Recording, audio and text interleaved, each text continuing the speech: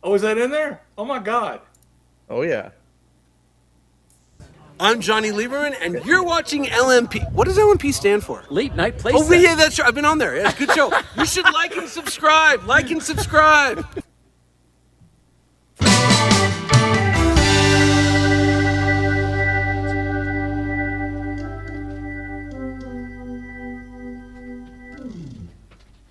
We did it. We did it. Almost. You know what we haven't done in a while? The bubbles. Let's turn the bubbles on. Been a while for the bubbles. Yay. Yeah. Yes. It's good. There it is. I've missed it, and we don't have a guest, so I sometimes feel bad about because I'm an adult now. Sometimes I feel bad about playing with my bubbles on the guests. Good evening, everybody. Welcome back. Don't mind the bubbles and me playing with things on the guests. It's Tuesday. The Ryans are here. Good news. Good news. Hey, everybody. Tuesday, October 10th, 2023. Jay Ryan here. Nicole Ryan over here. Very happy to be back with you this evening. I'll be honest with you, it's been a shitty time for us dealing with Nicole's health. The multiple sclerosis has been, I don't know how to put it, a real son of a bitch lately. And you might notice the orange microphone. It happens to be Multiple Sclerosis Awareness Month. Slow down right here, right now. There's so much running around. I say this every time. There's so much running around before the show. The first 5 minutes are me just settling in. We've got a good show for you this evening before we talk about Mrs. Ryan's MS. before we bring it down. We typically have everything going on here on the West Coast, and then our friends up in Canada on the East Coast sometimes feel left out. Couldn't be more the opposite this weekend. Some very big, I guess we'd call it worldwide pants news for the sake of the only reason most people in the world know about the Hello-Deli is through the Letterman show. But Rupert G of the Hello-Deli had I don't know if it's a retirement, but a Hello-Deli going away celebration the other day at the Ed Sullivan Theater in New York City, and I'm going to say both of our guests this evening, even though one of which happens to be producer Mike up there in Canada. The other one is Darin M. Cox, coming to us from, are you in Jersey? You're somewhere on the East Coast. I'm in Cincinnati. Cincinnati, not even close. Nowhere close to Jersey. The other Garden State. Well, then you know what happened then when we were trying to factor in if you'd have time to do the show or not. We were off with our time zones then. Isn't New Jersey in the same time zone as Cincinnati? I don't know. I'm in Los Angeles. Ohio, I think, is the East Coast. Oh, well, and shit. What time is it for you right now? It is 5 after 8 o'clock here in Ohio. Yeah. All right. Indeed. just the dumb guy here in Los Angeles, checking it from the desk in Los Angeles. But host of the Letterman podcast himself, wearing his new T-shirt. What time it is. All the way up there in Canada, Mr. Mike Chisholm. Hi, buddy. Welcome back. Hey, everybody. How's it going? How was your week? Well, finally, we had some FOMO for everything you guys were doing, which looks great. But back to it happens to be, now I'll see if I can say this properly, Multiple Sclerosis Awareness Month. And you might notice the orange microphone in front of Nicole there. That is compliments of our friends at Telefunken. Orange is the dedicated MS color, maybe all autoimmunity, because I think Parkinson's is orange as well. Autoimmune, I think, but they're calling out specific for this month. Yeah. Well, all right. So we said everything's just been going crappy, but can you say how you feel, what you're dealing with? I feel awful, and I feel like my MS is taking a dive, so everything's down a notch. It's affecting other things now. Yeah, like energy affects so much. So every time I have to go to the shower, it wears me out like a day's gone by. People see you here, you look so beautiful. They see you out, and then you're in a wheelchair, but you look so beautiful. They don't understand everything that goes into you being you, and there's a lot. And just a simple bathroom trip is a whole excursion of crawling on the floor. By the way, I'm willing to help. It's not a matter of that. This is what she's going through. It's a whole crawling on the floor thing. You got to get completely naked. You got to get into the shower. Everything about it is difficult for you and just burns energy. Yeah, and it's just getting worse by the day. Yeah. So It is what it is. Things that most people don't even think about. Oops, I got to pee. Oh, I'll just run off and pee real quick, and I'll be right back. You left to get ready for the show over an hour ago, and you just barely made it. Yeah. And even that was with me helping you and some tears along the way, because we can't avoid that these days. Yeah. I've realized that I don't get emotional when I'm hurt. It's more my anticipation of negative feelings. Why? Is that because you're tough? Because you were always so toughen up as a kid? Like you're so tough? Yeah. Remind everybody, we say it all the time, but she used to play hockey, like varsity hockey at University of Michigan. Ice hockey. I apparently have to clarify. Ice hockey, yeah. People think I mean field hockey, and I'm like, no. Ice, full equipment.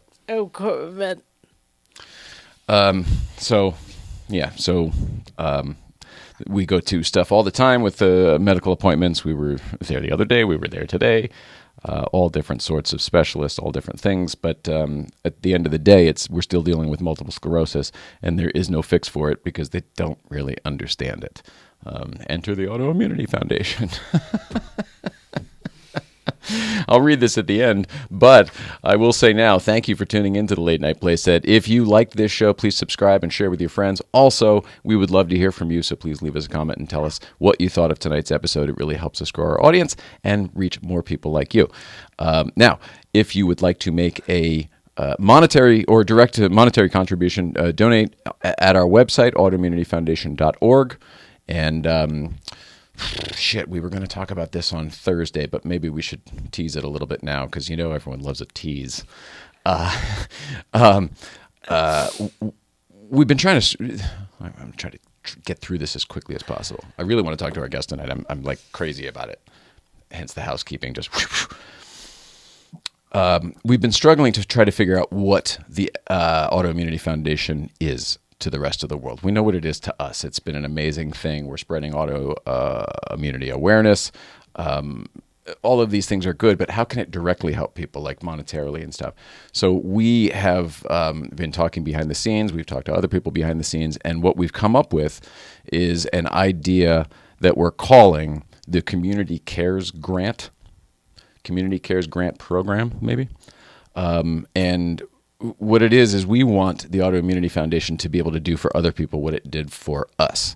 And that is when our life imploded, and forgive me guys, this is going to be Letterman related in just a few minutes.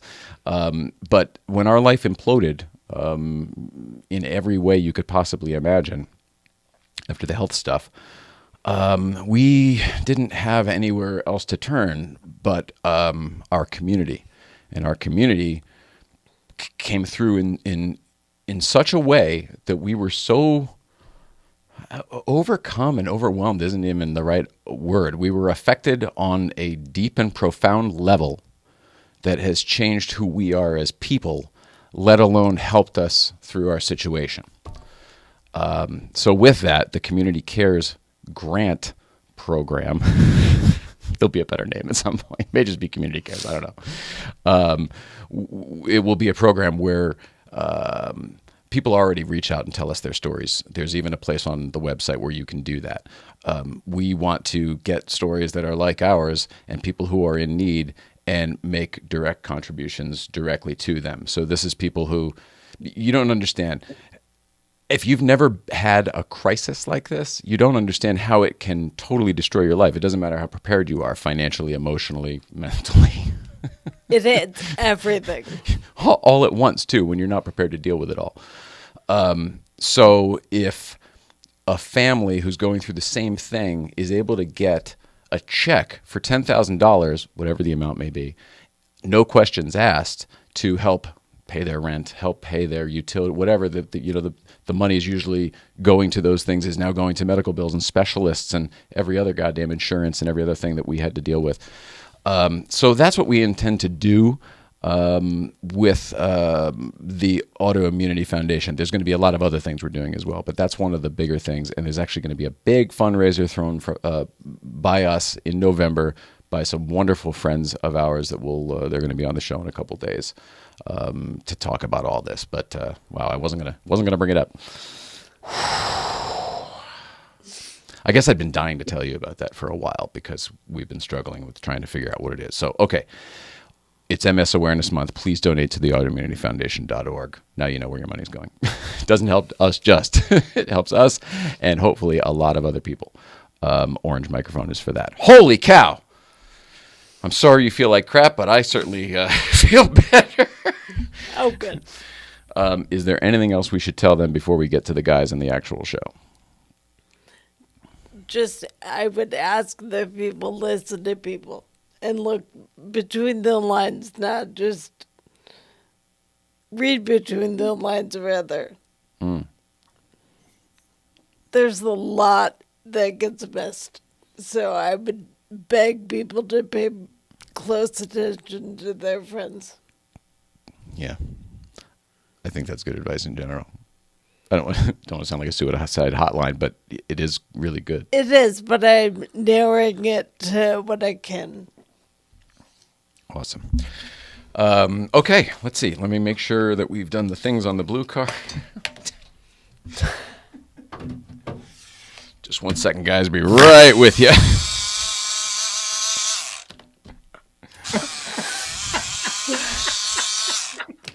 Should have thought this through. We have decided, as we are adding producers and other things to this show, that we are going to start doing rehearsals. Hasn't started yet, but it's going to. It's on the list.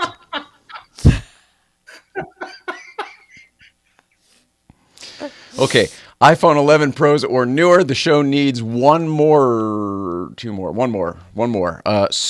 Huge thanks. Remember Hank on camera 3? 4? Hi, Hank. Hank's not here tonight. It's just a name.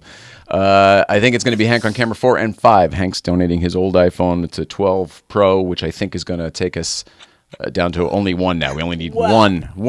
Hank, you're amazing. One iPhone 12 or new, 11 Pro or newer. Gosh darn it! Send us your iPhones. It's going to be like the Miracle on 34th Street. One day we're just going to open up a whole bag and dump them out on the desk. All right, so that's what we need. Thank you, Hank on camera 4. Send us your iPhone. All right, now, okay, Rupert Jee Hello-Deli. I don't even know where to start, so I'm going to shut the fuck up, and I'm going to tell you that these guys were there, and I'm going to let Mike have the mic for a few minutes. Mike, welcome back, pal.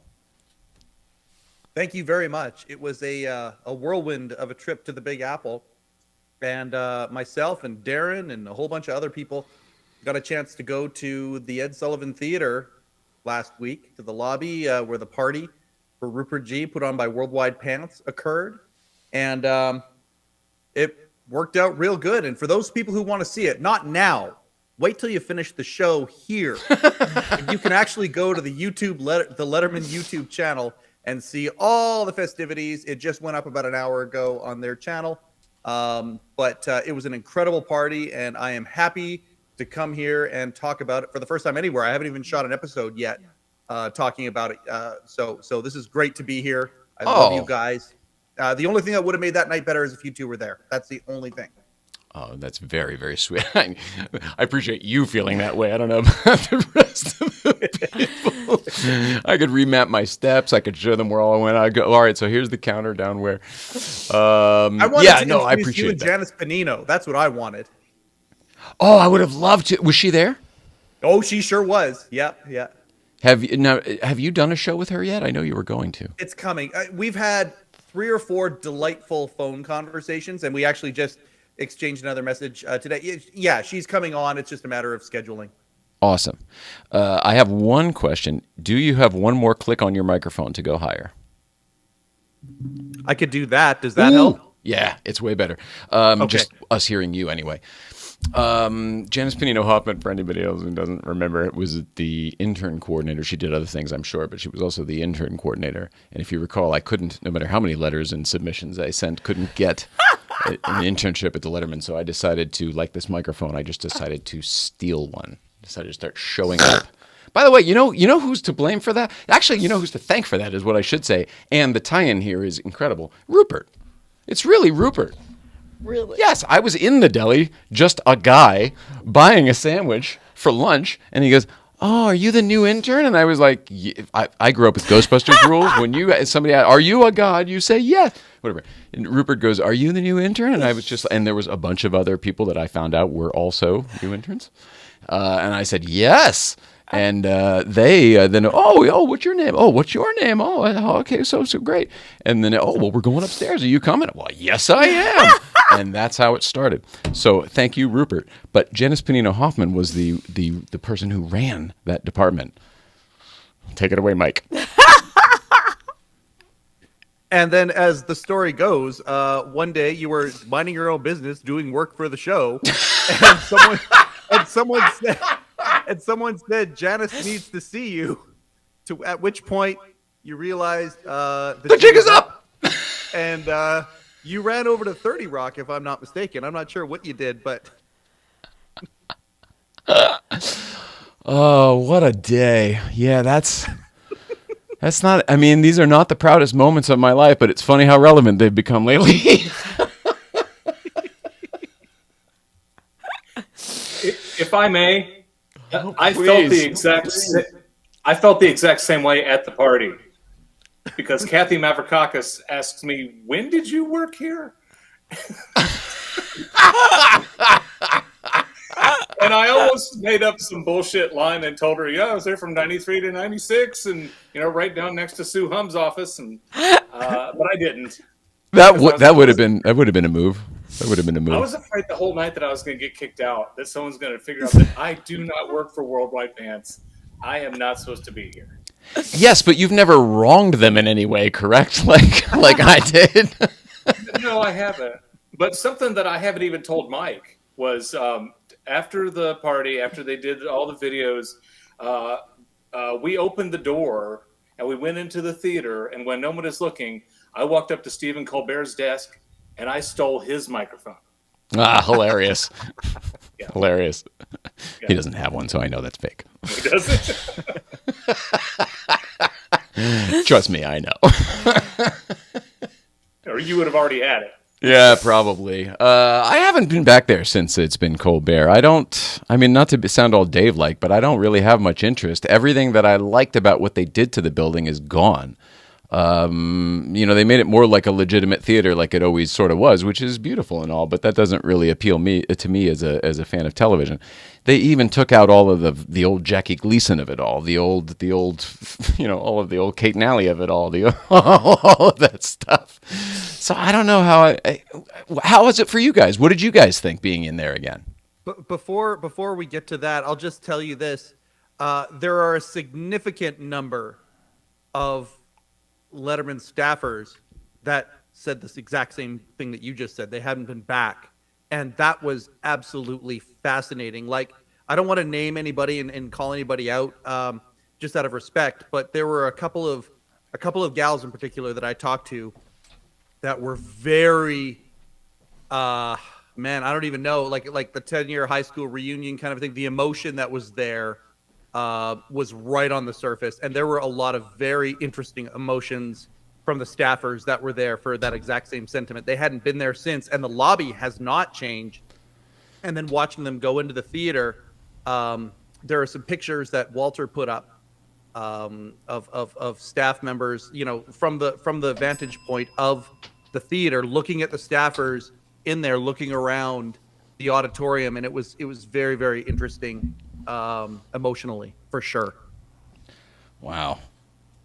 I was curious about that, where they, where the ropes, like, did you have full access? Could you go into the theater and onto the stage, or was that all, locked off, being that you only had, the old employees only had access to the few areas?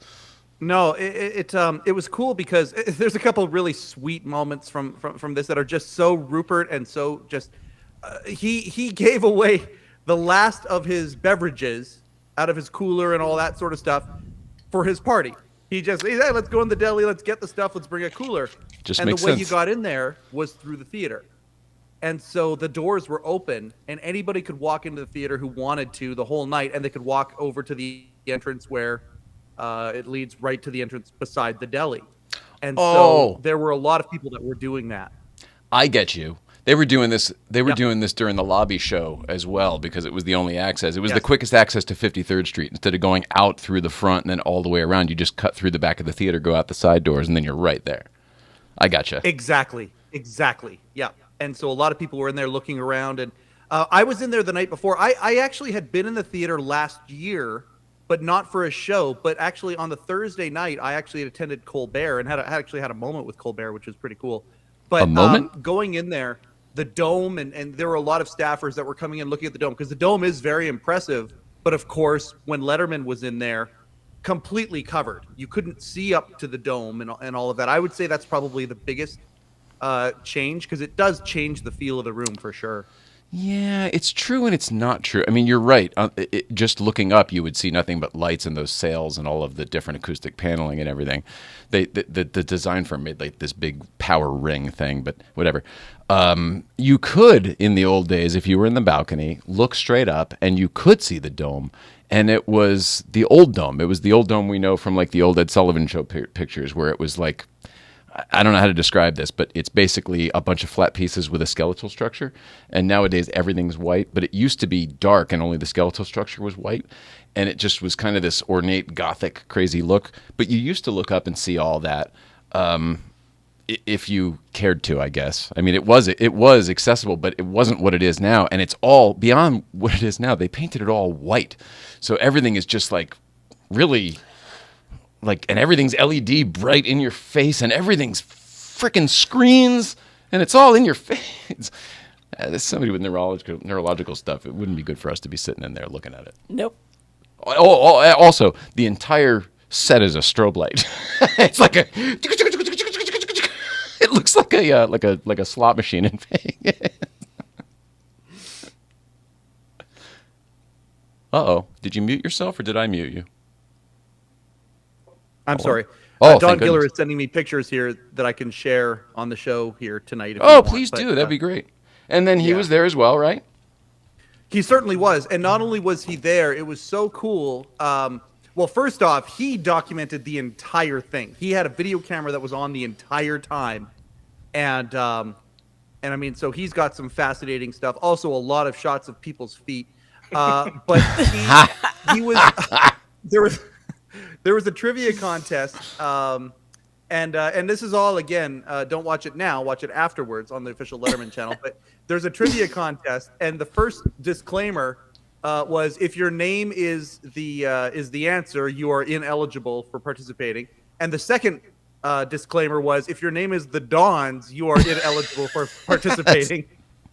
And then they just threw him a T-shirt, which was really cool. And the whole room erupted and stuff. Well, it's a nice acknowledgement. It was fantastic to have him there. That was really cool. That's a nice acknowledgement, too, for his work. Could not agree more.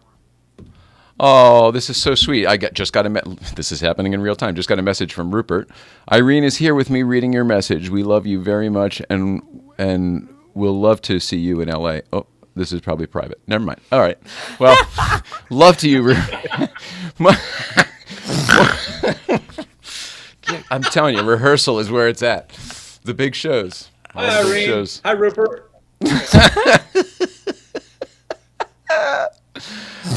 Oh, man. I mean, this is 572. 572 of these suckers. I'm still moving cameras around and like, look at the lights. Never forget your 572nd. It's the 573rd is the ticket. That's the one where everything shifts. The show gets good at 537. 73. Everybody knows that. Oh, my dyslexia is kicking in. Oh, gee whiz. All right. I'm sorry. I'm doing too many things. What I wanted to do is pull up the pictures that you were talking about, Mike. Yeah. So maybe do you have some there that you can show, and then I'll try to pull up the Walter, the ones on Facebook that you just mentioned. Can you see that? Oh, Barbara Gaines and Steve O'Donnell. It's blurry, but yes. I know it's blurry. How do we make it unblurry? Is that a Don's photo? Is that a photo Don's took? It is. See, so these That's photos fantastic. here.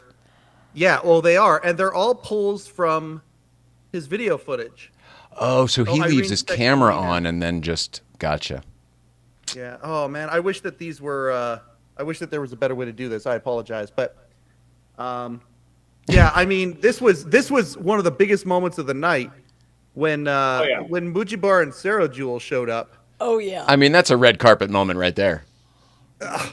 All the staffers were delighted. They were all taking their pictures with them. Those guys were, and you could see the smiles on their faces, how much they appreciated being the center of attention from these people. It was pretty neat. Do you think people get something that was? Oh no, go ahead, Darin. I was going to say something that was wild was, I was standing there and I had met Mujibur earlier, and then Sirajul came in, and then everybody started whispering, and oh my God, Mujibur and Sirajul are here. It was like Simon and Garfunkel had reunited. Absolutely. They were like losing their mind.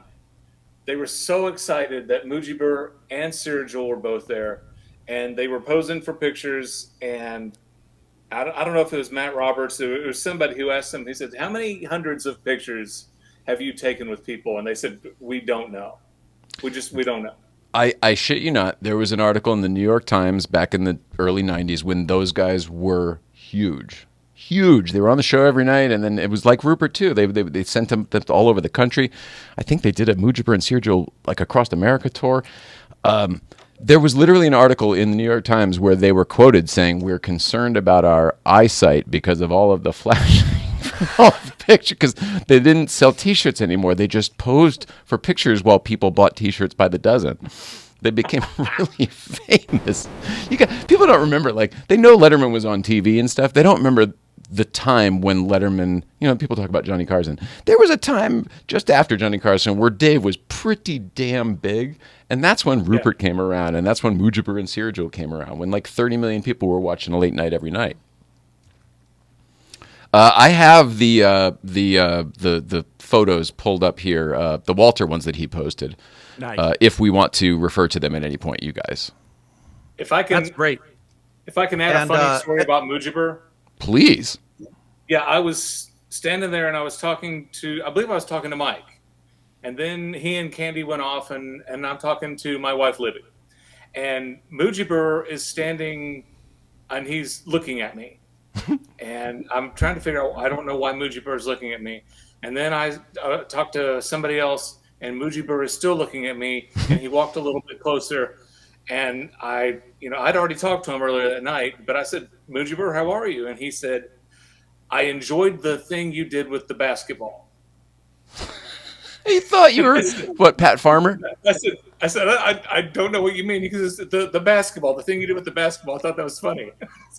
I said, "Thank you, but I think you got me confused with somebody else." I mean, it couldn't have been Pat Farmer. I don't look a thing like him. But no, I'm trying to think of who else might have thrown a basketball on that show. Mike, do you know? Because apparently it was a winner. No, I have no idea. That one baffles me. Huh. But it must be show related, right? He thinks you're somewhere affiliated with the show. It's got to be. Weird.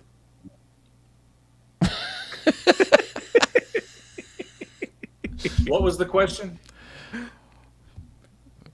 I don't remember. Okay. He must have assumed that you were affiliated with the show, though, right? Oh, yes. Yeah, he, like Kathy, thought that I worked for the show because why else would I be there? Oh, that's hilarious. Yeah. Well, but they must have had so many. You know what? A lot of people do stay forever. I mean, the people that were there at the reunion pretty much stayed forever. And the people who do leave kind of, I don't know if they're allowed to come back. Some of the names I had lasted the whole duration of my career. The people that you used to book with. Yeah. And others left and you're right, never came back. It's so weird. All right, let's see. Here's the man of the hour. Look at this. There he is. So can I say one thing about these pictures first? Please say as much as you want. It's your show tonight. Candy and I are going to do an episode of the Letterman podcast and break this all down. But the gal who took those photos is one of our best friends here in Kelowna. She's she's like Candy's little sister. They work out together and they do all sorts of stuff together. And she's an amazing photographer. Do You Photography is her handle, but her name is Sam. And one day I was just chatting back and forth with Walter while we were with Sam and her husband. And they're from England, and and we were chatting about me coming out there and all that stuff. And Sam just said to me, "Oh, do they need a photographer?" And I'm like, "I don't know." And she goes, "Oh, because I'm going to England, and if you want, I'll stop over in New York for a couple days on the way, and I'll do the shoot." And I just kind of looked at it, I'm like, it was one of those moments where the goosebumps were kind of there, like you're just kind of feeling it just feels kind of whimsical. And so I said, "Are you serious? Like, do you want me to ask him?" She goes, "Well, sure, yeah, I'd love to do that." And I was like, "Okay."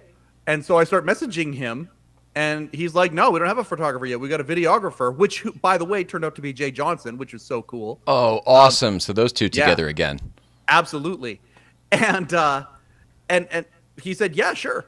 And Sam came out. And now Sam is amazing. Like, I mean, I obviously wouldn't have even suggested this if she wasn't nothing short of, like, she is top shelf in the photography department and other ones as well. But she took like 600 photos that night, and you're only seeing a small smattering of the entire thing. The entire thing is like, there's a lot of photos and history, and so the photos you're about to show, those are just a small smattering of what she can do, and she did do that night. I mean, this group shot is just amazing. Just to look at the faces that I recognize. Yeah. This is fun. We've got that one in color too already. Walter didn't post it in color, but it's in color as well, and the resolution's really good on it. You can pick out every face. I'm back there standing beside Steve O'Donnell. Which I see you. I see you amazing. back there by Steve O'Donnell, and not far from Matt Roberts. And right behind, Mary is Barkley that as Jay well. Johnson you're behind? Looks like. I see a lot of faces here. There's Anton, and obviously Paul's there. Mujibur Sirajul. Yeah, Joe Grossman, of course. Jerry Foley, I see. Mike McEntee, I see. Yeah, McEntee and I had a great conversation. Has he been on your show yet? Because I feel like you two would hit it off to the nines. Not yet, but it's coming. Yeah, Awesome. and I think after his first time being on, I think there'll probably be some further things happening. I think we got along famously. We got along very, very well. This is hilarious. I'm looking at Darin over here in this picture next to Paul Schaefer and Rob Burnett.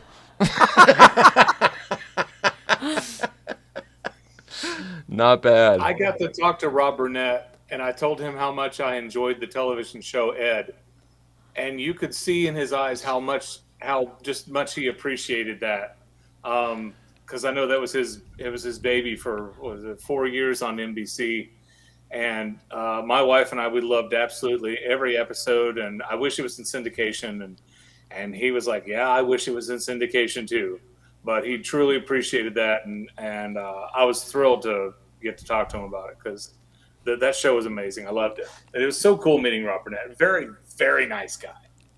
I'm glad to hear that. I'm sure he was very happy to hear of a fan of that show, because as I recall, it was I don't think I only watched the first season, but the first season was like exceptionally good. And then I don't know what happened. Maybe life. I don't think the show didn't get good, but I don't remember a lot of people watching it. Like, it wasn't one that people were talking about. Oh, did you see Ed last night? Yeah, no one did. I didn't see it either. It's a shame, because it was, I think, better than its viewership. I think NBC kept moving it around. They didn't give it the chance that it deserved, and I think something else going. I mean, it was an hour-long comedy, and only half-hour comedies were on at the time, and I'm not sure people knew what to do with it. I don't know if NBC didn't promote it as much as they should have, or I think there was a lot of promotion, but I remember you're right about them moving it around, because in my mind, I think it was like a Sunday night show, and then it turned into like we'll just try it on Tuesday. No, how about Thursday? Wednesday's the night. How about Monday for Ed? I think you're right. It moved around a lot. It was an Who was in insanely that well-made show. I would put it in the same sphere as Ally McBeal. In its quirkiness. Yeah. Yeah, I don't disagree. It was Tom Cavanaugh, I think was the main guy, but you all right? Julie Bowen. Want some water? Julie Bowen was the girl, but there was a lot of people you would know on it. Wasn't John Slattery on it? Yes. From Mad Men? Wasn't he And the Kelly one that Ripa. Julie Bowen was dating, the older guy? Mm-hmm. Pretty sure. It was good. It was like a small town. Remember, what was the small town that it took place in? Stuckyville. But it felt a little bit like that, the one that in Alaska. Northern Exposure. Thanks, guys. You both welcome. gold stars. Felt like that. They were originally going to name the show Stuckyville. So you are a fan. Did you tell Rob you knew that little nugget? 2 hours later, I'm telling him, Ed, back. And then that one time, that's what happens to me on this day. You know what? We should mention too the Irritable Dad Syndrome Podcast. Is that right? The Irritable Dad Syndrome Podcast. Thank you. Which Darin is the host of there. There it is. Nice mug. Does that ever happen to you on your show where something will come up and then all of a sudden it just becomes the Chris Farley show? Because God damn it, it still happens to me sometimes. Found out the guest the other day was born in my hometown. Like, oh, we were born in the same hospital. Oh, gee whiz. What else do we have in common? Fucking ridiculous. We had Shadoe Stevens on 2 months ago, and it turned into just like a fanboy fest. It was trying to keep it cool with Shadoe Stevens on the show was harder than I thought it would be, but he was super nice, and yeah, that's the most fan crazy I got over a guest was Shadow. Well, like Mike and I, you're a fan of television, right? So, like, you grew up with Shadoe Stevens. It's John Davidson! Yeah. Oh, and then also, he did the Late Late Show for a bit, too, didn't he? That's He was absolutely. the voice of the Late Late Show. Right, I forgot. Forgot about that. Yeah, he talked about that a lot. That It'll always be Hollywood Squares for me. No, that's where I got to know him too. I was delighted when he started with the Late Late Show for that reason, because I knew him. Totally, I totally agree with you, because we're nerds. Well, and full nerd. My job, I work for Antenna TV, which is great photo there. Yeah, I work Dawn for is sending Antenna these to TV, us and here. Shadoe Stevens is the voice of Antenna TV. And so every now and then I send him emails. Oh, is that Mary Get him Barkley? to, Mary, Brian, and Brian Jay. Tetta. Sorry to step on you there, Darin. And Brian Tetta and Jay Johnson? Yep. Mujibur Sirajul hugging somebody.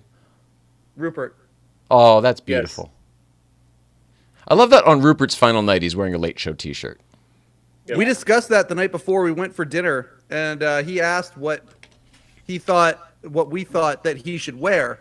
To which Irene then started admonishing him because she already knew that he was going to wear cargo shorts, and she was like, not happy about that.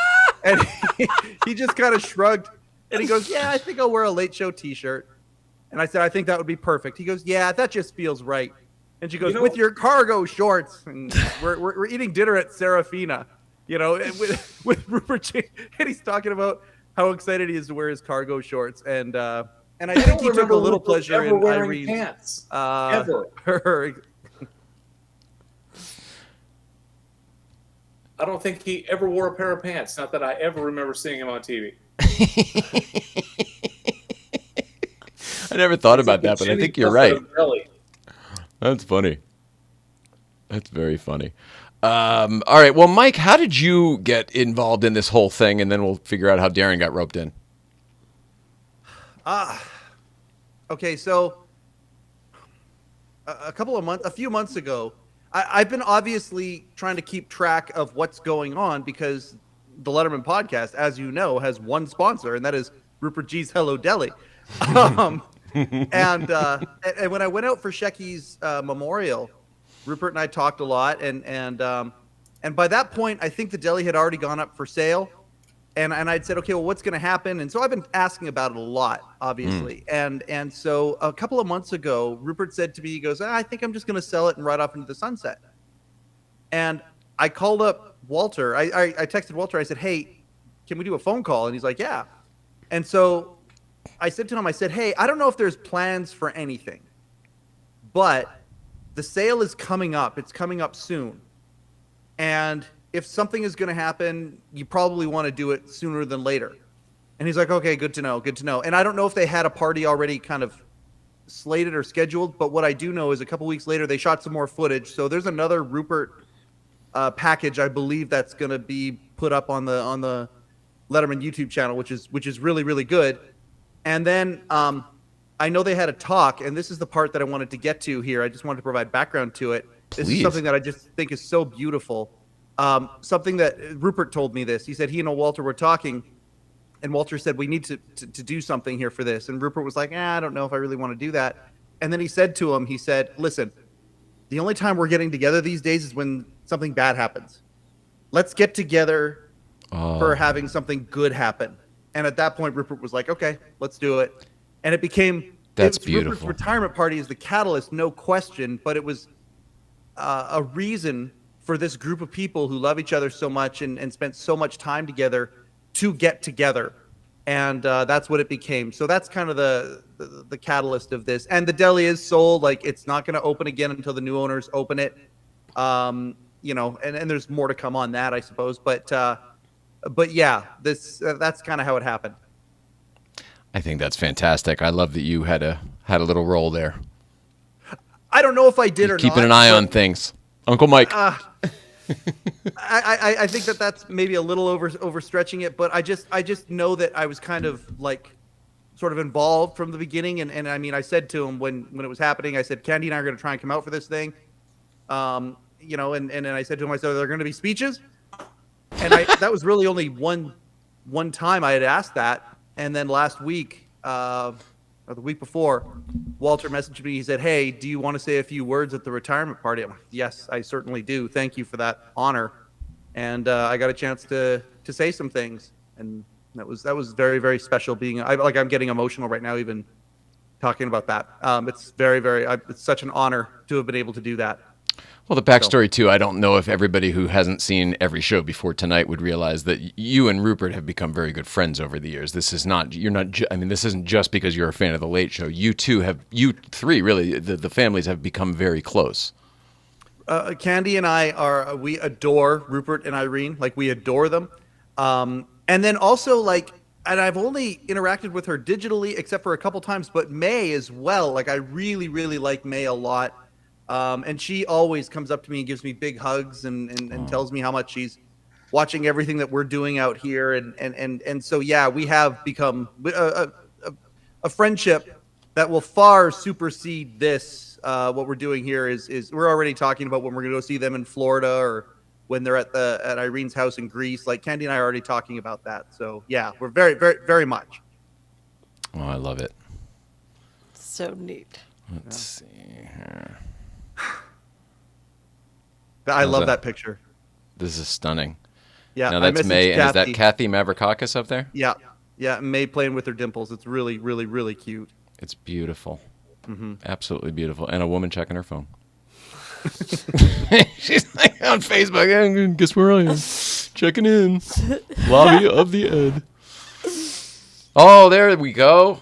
Yep. nice little chat in the background, by the way. Is that Robin J. Johnson? Yeah. Robin somebody. Beautiful Irene Hoffman and Rupert G. in a brand new Late Show t-shirt.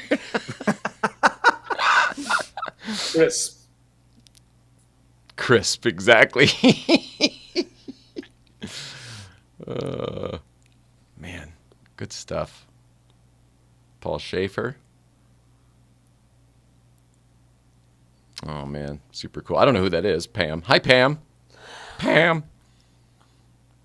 Now, do they still, has anyone seen, Mike, you just said you went to a Colbert taping. Do they still sell T-shirts in the lobby and stuff like they used to? Like Rupert used to? Nothing like that. Nothing like that at all. Okay. So, so do you have to go like online if you go to a CBS with Colbert taping and you want to buy a hat or a sweatshirt? You'd have to do it online and bring it yourself. Yeah, the store 2 doors down, like Rupert's had, obviously he hasn't been open, but the store 2 down on the right, that is kind of like Mujibur and Sirajul's store was. It's not Rock America, but it's a gift shop, souvenir shop. They have Late Show with Stephen Colbert shirts in their shop. Oh, okay. I don't know if they're legitimate or not, though, but we did see them. Oh, that's hilarious. I can't imagine on that block that they wouldn't be legitimate. Yeah. That's a tough place to try to pull that off in all of Manhattan. If you're talking about the place on the corner, do you mean actually on the corner? No, it's no, the place on the corner is a convenience store now. That used to be the old CVS store. That used to be the CBS store. It was for a very short amount of time, but Yeah. it was the CBS store. You're right. Yeah. No, I'm talking 2 doors. If you're looking at the pizza joint, it's like two doors to the right. Oh, at Angelo's Pizza. Oh, I see. I gotcha. I thought you meant 2 doors from the right from Rupert's. You mean from the theater marquee. Oh, sorry. Yes. That's right. So it is really right where K&L Rock America used to be. Absolutely, it is. Yeah. Oh, wow. Okay. Gotcha. By the way, I'm pretty sure I thought I was supporting Rupert tonight, but as I thought about it after I put it on, pretty sure this is old enough that it's from K&L Rock America. Because when I was a kid, I bought everything they had because I was the market. The white worldwide pants shirt, obviously all of the Late Show shirts, the gray and blue, long and short. Never got a sweatshirt. Wasn't into the hoodies. Never got that. But man, the rest, ridiculous. And then I'd lose it and I'd go buy another one. So silly. I have a long sleeve tee. I love my old gray Late Show long sleeve tee. I still have That's that. nice. Yeah. I think I missed the boat. What with Hello-Deli closing and all, but I should have. I missed the boat on the long sleeve tee. You got one. I pulled yours out today. That's long sleeve. Mm-hmm. Oh, I'm gonna wear that now that it's chilly. I'm so excited. I get cold so easy now. Yeah. Whatever. That's really cool. K&L Rock America. So how did this whole thing start? For me, guys, you both watched since late night, right? So you saw the transfer to the Late Show, both of you. Oh yeah. Okay. For me, being such a fan of late night, and not being sure how it was all going to go over at CBS, I felt like in the first few weeks when they went and met the neighbors, I felt like Mujibur and Sirajul a bit, but more so Rupert.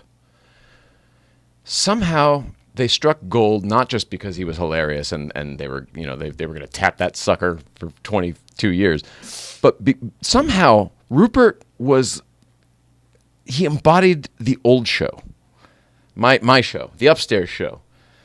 And there was something so honest and authentic about the way Rupert would just be Rupert and nothing else, that it was not put on like I found the rest of the Late Show to be.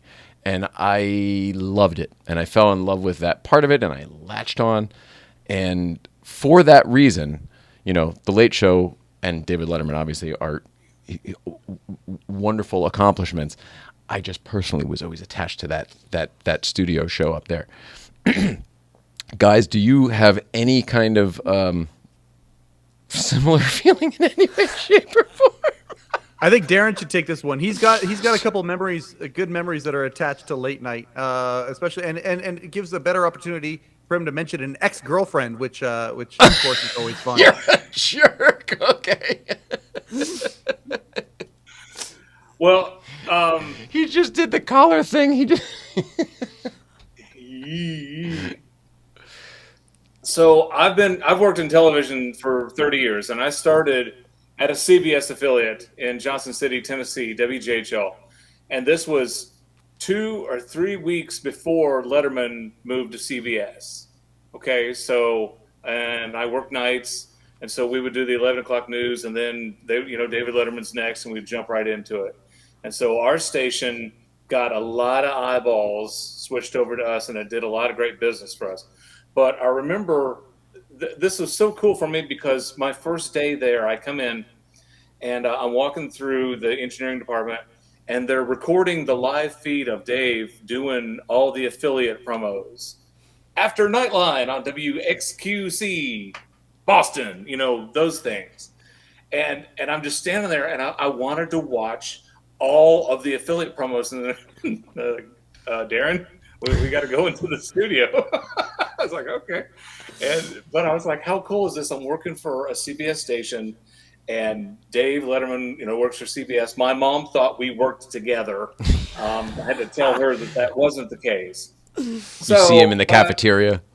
Exactly. We commute. We ride into work together on the train. But when in '96, the only time I went to see the show was in 1996, and it was February, or no, it was the end of January.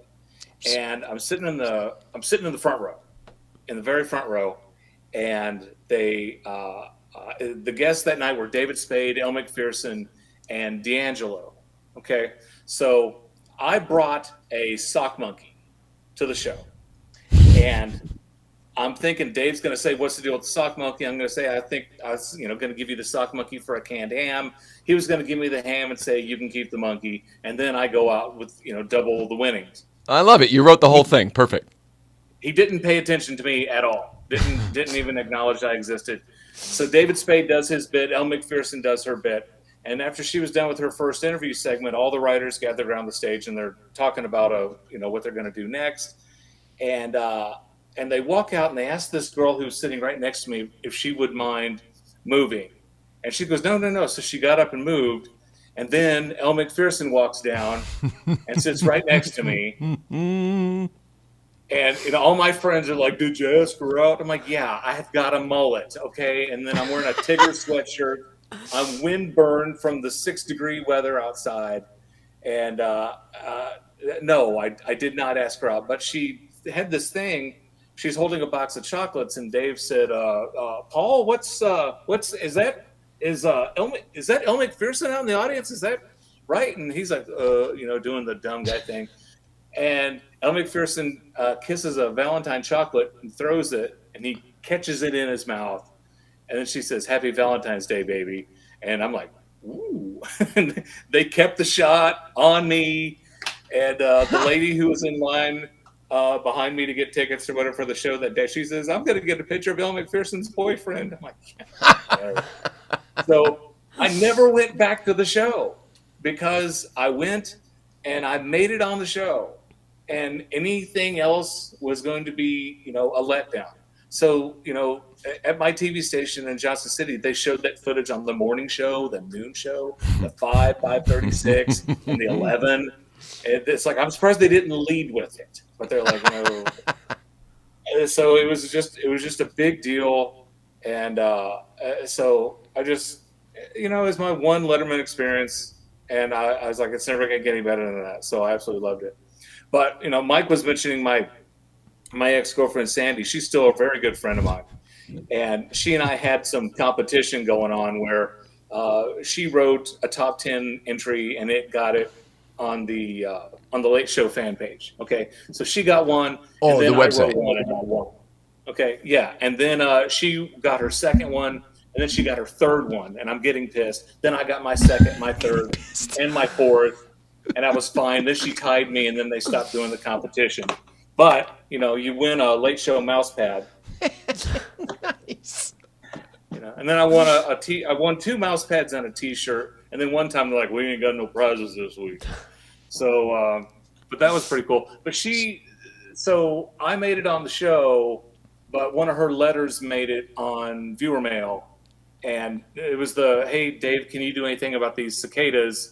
And then Gerard Mulligan dressed up as the cicada. That was her letter? Yeah, that was her letter. She was responsible for that letter. That's hilarious. I mean, I remember it just because they replayed that clip of Gerard in the outfit so many times. Yeah. Then when they had the book of fun facts, she submitted a fun fact and won an autographed copy of the fun facts book, which pissed me off. So I submitted a few, and then I won my book of fun facts. So Well, you guys are really quite good at this. I mean, no wonder. Does she write for your show? No, she doesn't write for my show. I'm not opposed to having her write for my show, but But yeah, so yeah, we had an interesting late show competition, and I when I was at Rupert's party, I got one of the Goodbye Deli Rupert pins that I'm going to send her. That's cool. The I hesitate to say it, but like the Oscar Mayer logo, that one. Yes, yeah. Absolutely. It was the Oscar Mayer logo. Yeah, that's awesome. Want to know something crazy? Rupert didn't get one of those buttons, and he's pissed off about it. So Candy and I are sending him one of ours that we got to him. Oh, I was about to say, I got an extra one if he wants one. I got one extra. He's like, I have all the centerpieces. So I got to tell you, it was so awesome being at that party and walking in and I saw Paul and I saw Anton and Robert Burnett and Pat Farmer, and more importantly is I got to know Rupert G a lot better. I mean, we went to dinner with him and Irene, and we had an amazing time. And I never in my wildest dreams thought that he and I would have a dinner together. He and I would become friends, and Irene and I are friends. And then Irene absolutely loves my wife, Libby. And so it was just so wild being there. Such an honor to be a part of his special night. And nobody told me this. Not one person said this. But I honestly believe, in my heart of hearts, they accept me now as an honorary member of the world. Yes. There I am on the Late Show. Oh, there it is. Yeah. Oh, wow. Check out that mullet. Look at you. You really do have a... I thought that was more of a... Well, it was 1996. Perfectly acceptable. It was the style at the time. You might be a redneck if... Right? It wasn't Foxworthy very big. Yep. Also, that was the... I mean, that was, I think, regular... You know, you didn't have to be a... It was kind of like just what people were It doing. was the style. That's what people were doing. And I will tell you that I cut it off before it had wore out its welcome. You know. Photo credit to that is Don Giller, by the way. Thank you, Don. Thank you, Don. And also got a box of Explodo Pop. Now that is a collector's The only item. atomic pop in the world. That is a collector's item. Yes, it is. Mike, do you have any Explodo Pop? I certainly don't. Irene got a fun sweatshirt and a chance to admonish Rupert at the same time. She just messaged me to remind me of it. We're at dinner, and she's telling me that the deli's all cleaned out and all this sort of stuff. And no, this is before dinner. Sorry, before dinner. We were waiting to go to Colbert because it was just there was supposed to be 5 of us, but Rupert felt funny about going to Colbert because of his loyalty to Late Show, so he actually didn't go. So it was just Candy, Sam, Irene, and I. And we were waiting for the VIP line to form. We were there a little early.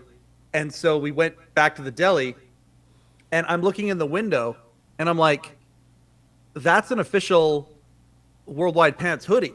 They would make hoodies sometimes that looked like that year's jackets. Mm-hmm. I said, that's an official one. And she, starts freaking out, going, oh my goodness, I want it. And the next day, I get a message from her, and she said, yeah, I got the sweatshirt, but it's been there for so long that the sun has damaged it. They have this. Oh, it's all faded? Up in the window, yeah. And so anyway, she, but I think she still is very, very excited about having it. Anyway, she told me to mention that story here. Oh, So that's I'm doing awesome. That's hilarious. Let's see, more on the... oh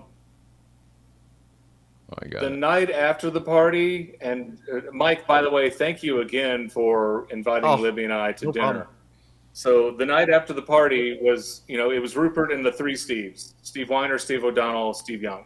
And Steve Weiner's wife was there, Irene was there, and it was really cool. And I'm sitting on one side of the table, and I end up being surrounded by Steves, and it was wild because they were talking about George Carlin and Robert Klein and Tom Lehrer and the Smothers Brothers and this guy and this guy and this guy and this guy, and there's just a wealth, this knowledge of comedy history going through these 3 minds was baffling.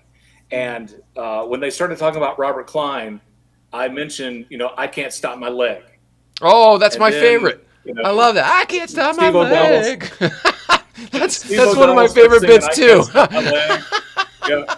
And There it and goes Steve Weiner again. starts talking- It's so good. Yeah, but Steve Weiner starts talking about the leg thing, and Steve Young goes, "I'm sorry, somebody has to let me know what's the deal with the leg." And we're all like, "You don't know I can't stop my leg?" Wait, is that true? He really didn't know the bit? He didn't know I can't stop my leg. That's crazy to me. Hilarious. Yeah. Wow. Steve Young, We clued him in on that. So cool. It's such a great then, bit. It's probably my favorite Robert yeah. Klein bit. Steve Young, it's cool talking to Steve Weiner. Steve Weiner and I are good friends. Like, we talk a lot. We talk on the phone, once every couple weeks for 2 or 3 hours at a time. Like, Steve Weiner in this picture is far left, right? that's right, Yes. far left. And his wife, Lori, amazing wife, took the picture. She doesn't like being in pictures at all, but she loves taking them. But anyway, Steve can go into Robert Klein's voice like that. Oh, and, wow. and there was this one time, I love this story so much. There was a time when he was writing for Robert, and Robert said, "Hey," and he gave him a joke, and he said, "Would I say this or would I say that?"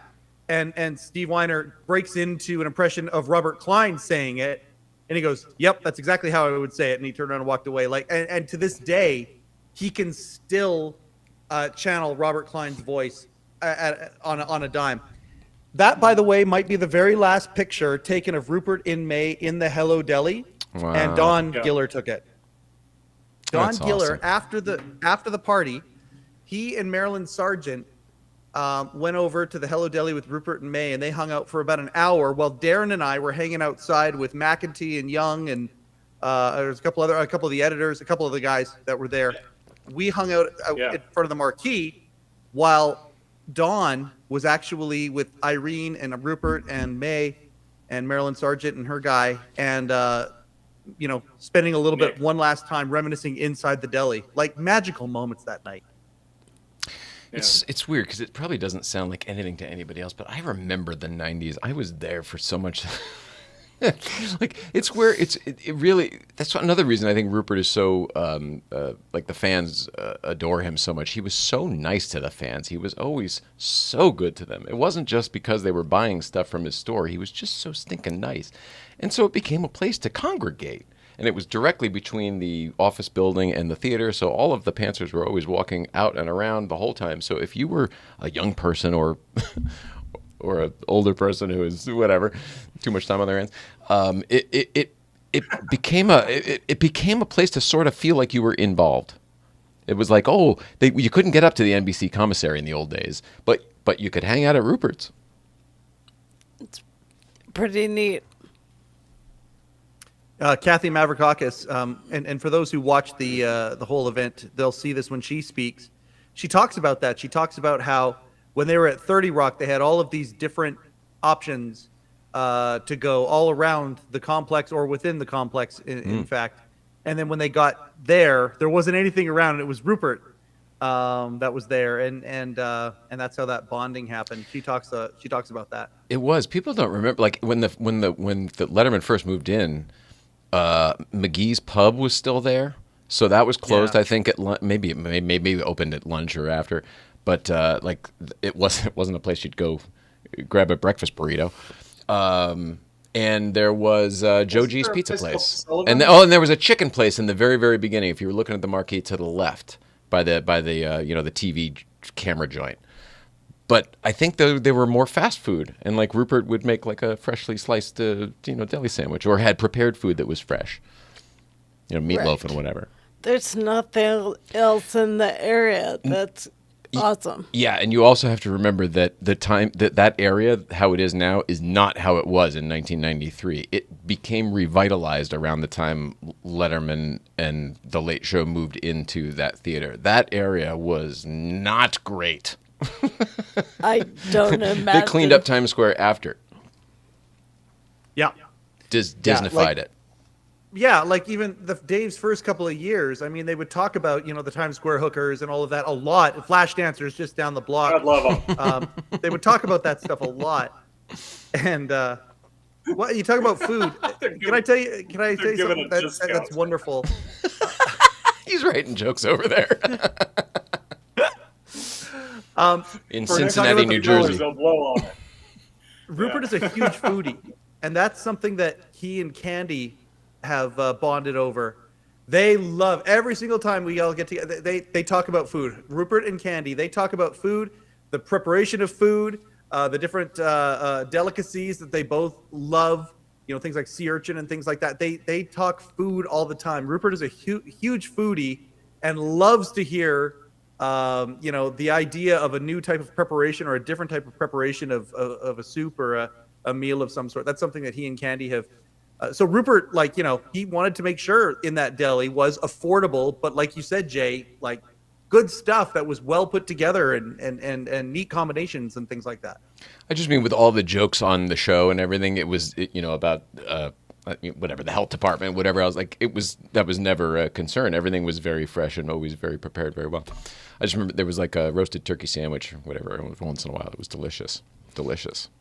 And obviously any of the Paul Schaefer, I don't think I ever had the Paul Schaefer sandwich. What was if you guys ever go to the deli, what was your go-to for food? I guess, Darin, you're probably only there the one time. I was there the one time and I ordered the David Letterman.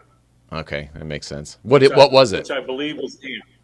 Ham. I'm pretty sure it was ham, Makes sense. Big ass ham. but I don't remember. Pork I products. remember, variety meats, David. We got to get a jingle maker on the show because one of the things I used to love was the jingles they used to have. Big ass pork products. And of course, the band would do. Will Lee's probably writing all that shit, but it was so nice. Dave Letterman, your TV friend. It does that a lot, yeah. There, and you know what I'm talking about? All the radio station jingles. Oh, yeah. WEZN. Exactly. All right. Yeah, gotta well, they get a used to jingle do guy. the same thing for Is This Anything? And then when they came up with Will It Float, it was Will It Float? And I think Dave called Paul out on it. He's like, isn't that like the same jingle? Yeah, are we stretching the musical budget? What are we doing here? I don't know. So then they changed it to Will It Float? Will It Float?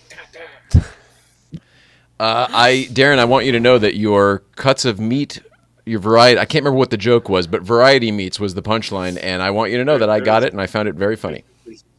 There's beef, pork, veal, and what's the fourth type, Paul? Variety meats, David. But that's a deep cut. Most people don't remember when they would do Know Your Cuts of Meat, which, of course, was a very, very far down the line take on Know Your Current Events. It got so far diluted. Eventually, it was no. Good Lord. Darin, do you remember the quiz machine? The quiz machine was one of my all-time delights. The Late Show quiz machine. Yep. It lasted like 3 days or something. Oh no! Much like all of these things, it lasted far too long. I mean, like far too long. I'm thinking that they tried. There's something else that they tried a couple times. I remember when they played Potatoes or Gavin McLeod, and they only did that 4 times. And eventually, one time, it was Gavin McLeod. Oh, God, it's hilarious. Do you guys have a favorite Rupert bit? Just because we're talking about Rupert? I mean, the one where he had the thumb in the drink that was his Stairway to Heaven. Yeah, that is probably the swan song. I loved when they would do Psychic Sandwich, and I love when Rupert had absolutely no control over anything, and he would just stand there and look at Beverly and look at Dave and Beverly, and like, why am I here? But so Psychic Sandwich was fun, but I think as much as I loved the segments with Rupert, when they brought Leonard Teppert along, and if you call me Veronica one more time, I'll shove this umbrella right up your ass. That had me rolling and tears coming out of my eyes. Don't call me Veronica. See, that Leonard Teppert is very new show to me, and I didn't really get it. It's a little too new humor for me. Rupert G to me is the what do you call the successor to Calvert DeForest. I know that's a tall thing to say, but he really, to me, as far as authentic delivery and just what you see is what you get, that's the real guy. He took the place for me, even though I think Leonard Teppert was probably more supposed to sort of take that role. Nothing against the great Leonard Teppert. Right. There was a moment that happened over the weekend too that was really cool.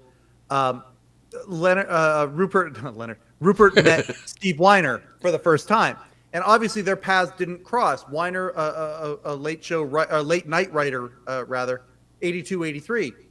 But then I tell Rupert, I'm like, okay, you remember Calvert, and of course I remember Calvert. Here's the guy who discovered him, and here's the guy who knew all about it. And then suddenly the two of them just started going off and back and forth about stories about Calvert, which is really cool. And then the other thing too, again, it's no coincidences. Steve's wife Lori and Rupert grew up near each other, and they actually crossed paths a couple of times, and they made all these connections about things as well. So, because Rupert, lifelong New Yorker, right? And if you're talking about favorite bits, I'm actually knee deep in looking at all of his clips right now. He was on 455 times, and I happen to have somehow I stumbled upon all of them. And so I'm kind of going. Whoopsie-daisy! Right, well, how could that have happened? I don't know. I don't know. Lucky I you had the worst luck. But I'm going to go back to the Fun with Rupert sketches. There's two of them that I loved so much. I was so rabid in my adoration of the show. Whenever there would be a new Fun with Rupert sketch, I just was so happy. The first one was when they were in California. I think that was San Fran, wasn't it? Where I think it was San Francisco, but it might have been LA, where he looked. There's a big fat guy in a Michael Jordan jersey, and Dave has him saying, "Hey, look, it's Michael Jordan. It's Michael Jordan." That tickled me so much. And then the other one was the Halloween one, where I don't know if it was houses in New Jersey or whatever, but dressed Rupert up and they made him go trick or treating. That one got borderline disturbing.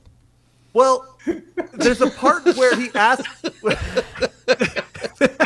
There's a part where Dave tells him to ask the person if he could use the bathroom. Yes, that's right. And he goes in, And they let him. and then all you hear is the audio back and forth of Dave and Rupert talking about the bathroom. And Dave saying, "Is it a nice place?" Yeah, it's a pretty nice place, Dave. I loved when Dave would say, "Oh, hey, you want to see the jazz box?" And Troopers goes, "Dude, would you like to see the jazz box?" And then he'd have to go do it. Yeah. Go. And then he would just start doing something, you know. For me, it seems like I wonder who came up with all those physicalities, because sometimes it would be deep lunges. Like, all right, who's going to do some deep lunges? Oh, let's do some deep lunges. Knee bend. You know, there was the one time where Rupert and Dave switched. Deep knee bends. Yeah, that's right. And Rupert says, "Hey, Dave, why don't you do some deep knee bends? Come on, 1, 2, 3, 4. Like, come on, tough guy." We've had a lot of talks because Rupert famously will barely come on the show. He comes on with Irene, like he'll stomach it. But like, these are the questions I want to ask him, because when he and I talk, his memories start coming back to him, and he starts remembering these things. Like you asked who was in the van, who came up with all of this stuff. Rob Burnett, certainly a big part of it. And another very cool part of the crew for back then, because that van crew, they were, you know, there's two vans usually, and they all got to know each other pretty well. They bonded. A young member of that crew who would actually have to go to the people afterwards and get them to sign the release, Walter Kim. So can you imagine, after being bothered for, you know, all this time, somebody coming up to you and asking you to release your, takes a special sort of skill to be able to say yes to that, I think. So I've got to know what Walter did to smooth things over, because he had to have done more than buy those ladies dinner. Yeah, the gals, and actually those gals ended up being on a clip later on in the deli. Yes. Once they were let in on the joke or whatever. Yes. But yeah. I remember that as well. But the thing is, for the amount of people that they pissed off on this show, and we've talked about this for years whenever we're watching the old clips, for the amount of people that show pissed off, there are very few blurred faces, which means almost everybody signed all the releases. Yeah. Which kind of shows the power of Dave and the cachet of the show at the time. Absolutely. Without a doubt. I'm just making sure Irene's not messaging me here. Absolutely. That show, and also like the manager of the restaurant was in on it, and honored to have his restaurant, you know, on TV. So many times that there would be people around the scenarios who were in on it that were decision makers to allow that madness to continue. Like safety-wise, you mean? Stories in there. Like safety-wise, you mean? Yeah, safety-wise, I don't think it's so much that. I think it's more permission. Like, how did he end up staying in some of these facilities for so long without being kicked out? Oh, I see. Yeah, and because he did bother a lot of people. Sometimes you'd see Bill DeLace in the frame, and I'm trying to think, like, this one wasn't Rupert, but specifically, like, Next Time Bring Your Sister, You Hump, which is probably my favorite late show bit of all time. Oh, my God. Probably my all-time favorite late show bit. So funny. New show, totally my favorite. But you would always see, like, Bill in fact, I think at one time he finishes the line. He's like, "What'd you say to me?" And he goes, "Next time bring your sister, you hump." Bill was in charge of security at the party, and he's coming on. It looks like he's going to come on the Letterman podcast. That would be super, super cool, man, because I really want you to ask him about somebody. I used to think a lot of stories. Here's the thing about all this. Like, I knew Bill, and he knew me, but I don't think they knew that they were probably looking for me. There was some other me, because I was fine. What was the other guy's name? Frank? No, not Frank. The gray-haired guy. Bill was the dark-haired guy, and then there was the gray-haired guy. Do you guys know who I'm talking about? I know Vinny. I know Mike, and it gets a little bit diluted. It wasn't Vinny. It was somebody before that. Only Dons would know. It was back in the early days, but whatever. I'm sure Dons would know. Both of those guys knew me.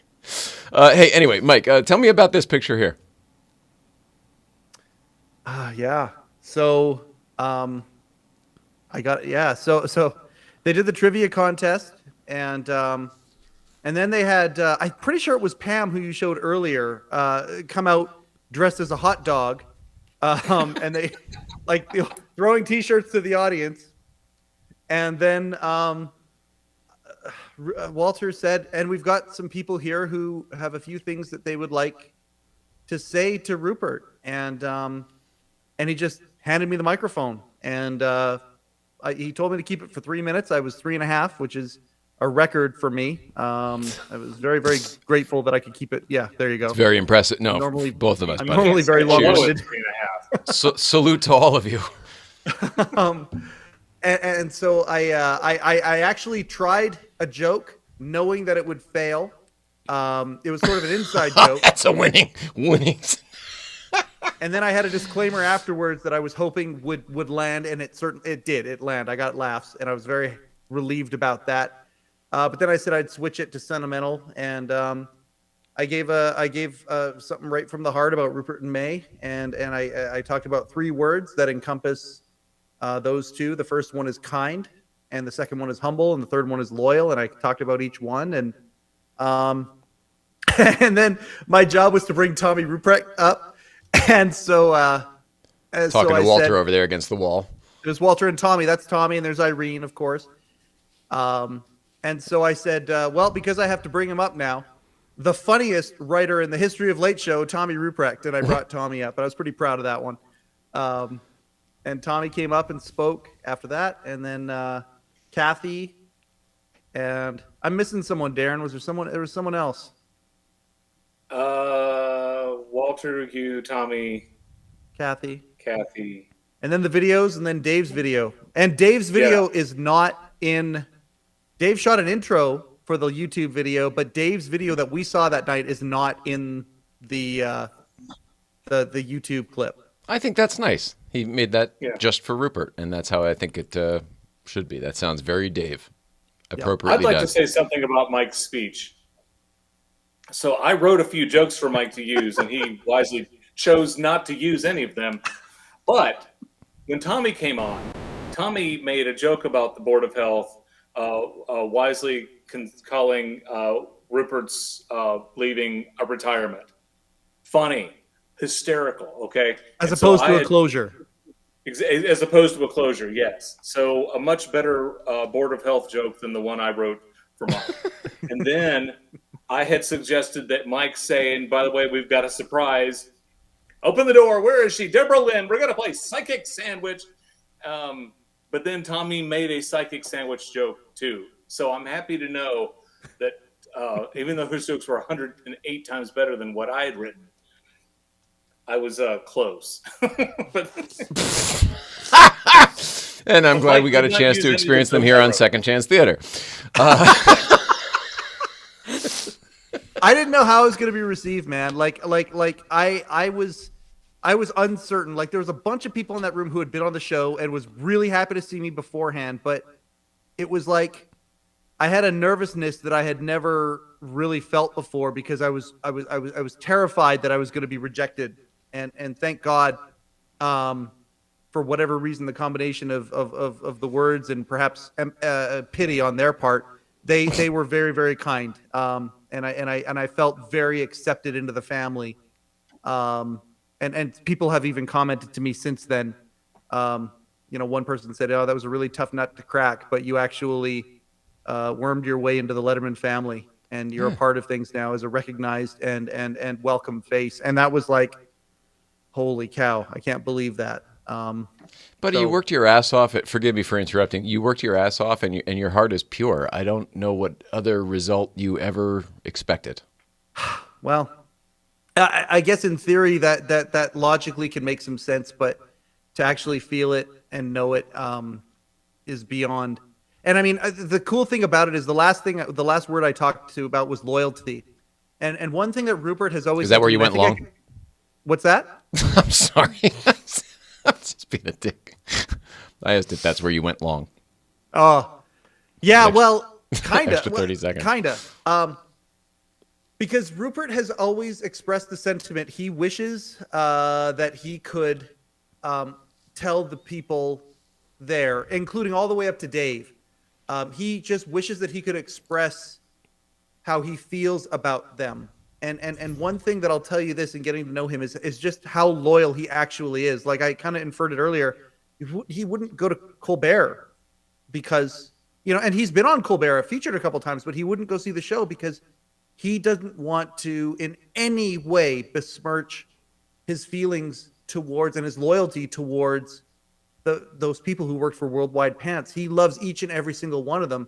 And to be able to, when I got to the loyalty part, to be able to kind of say that, and he just messaged me earlier tonight after watching the clip, and he's like, you said exactly what I wish I could say. And I can't imagine a better compliment than that. Like, I just, because at the end of the day, I was there for him first anyway. So that was unbelievably special. That's what it sounds like. It sounds like you did right by your friend. Oh, yeah, that's what I wanted to do. So, yeah, it was amazing. I can't help but notice we all seem to be in. Whoops-a-daisy, tell me about this picture here. Look at that. Look at these pretty faces. Isn't that great? Yes, it's outstanding. For anybody who doesn't know, the pretty lady on the right there is Mrs. Letterman Podcast, Candy Chisholm. And the first lady of the Letterman Podcast, folks. Yeah, absolutely. Is that the funny part about that? Paul looked at her name tag. Everybody had name tags, mercifully. And Paul looked at her name tag and said, "Oh, Candace, great to see ya." Like he wasn't sure if she worked on the show or not.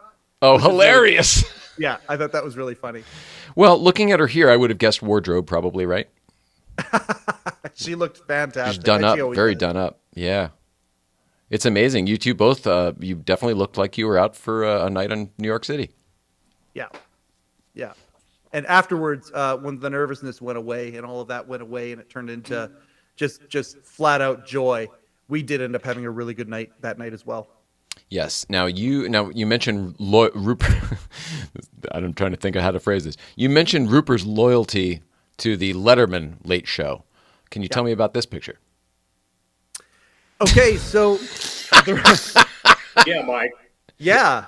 The reason why Rupert wasn't in that picture is because of that loyalty that we talked about. But there's Irene, and he's like, "No, I'd never stop. Irene, go!" Like he encouraged Irene to come. So we're more talking about the host there behind the desk. Yeah. Well, I think you have to take that opportunity. From a production standpoint, I've always hated that desk. I think it's hideous. I think it's designed poorly. Don't get me started on that desk. But look at you sitting in the seat up there. Looks pretty good. Felt pretty good. And that was after talking to Colbert about Dave too, which was pretty cool. Seriously? Yeah. So it was funny. Like, we were part of for Letterman, they used to call them guests of CBS, I believe. In the Colbert language, it's the VIP line. The VIP line, who are guests, they get to go up into the balcony. And the good news is, though, I kind of shared my story with shout out to Deshaun, who was part of Colbert's crew there, bringing the audience in, an audience coordinator. I showed him my picture with Dave, and I said, "I'd like to recreate that." He goes, "Dude, you're up in the balcony, but I'm going to seat you guys first." And so we got to go right in the center of the balcony. Mm-hmm. And I've sat there. My first time was there. Yeah.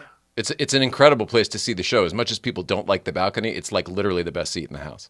Especially now, because when Colbert took over, they reconfigured the theater for the sight lines.